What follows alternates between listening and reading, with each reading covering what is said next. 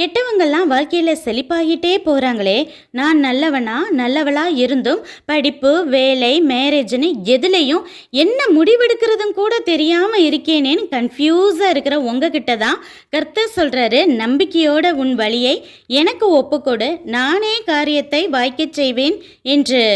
எதிரிகளோட சூழ்ச்சியால் சிங்கக்கொபிக்குள்ளே போய் தான் ஆகணும், எங்கிட்டும் ஓடவே முடியாதுங்கிற சிச்சுவேஷன்லையும் தானியேல் அழலை, கோபப்படலை, கூப்பாடு போடலை. தேவனே உன் விருப்பப்படி செய்யும்னு நம்பிக்கையோட தன்னை ஒப்பு கொடுத்துட்டு அமைதியாக உட்காந்துருந்தா என்ன ஒரு அதிசயம்! சிங்கங்கள் எல்லாம் புதுசாக பிறந்த நாய்க்குட்டிகளை போல தானியலையே சுத்த ஆரம்பிச்சிருச்சு. இந்த தானியலை போல நம்ம ஒப்பு கொடுக்கறது மட்டும் இல்லை, கெட்டவங்க மேலே எரிச்சலோ கோபமோ படவே வேண்டான்னு தேவன் ஆலோசனை கொடுக்கிறார். அவங்க பச்சை மரத்தை போல தலைச்சிருந்தாலும் ஒரு நாள் வெட்டப்பட்டு போவாங்க.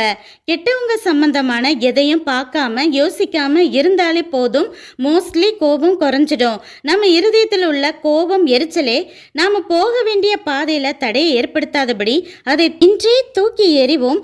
தேவனே நம் காரியத்தை வாய்க்க செய்து செழிப்பை கட்டளையிட வாழ்த்துக்கள். நன்றி.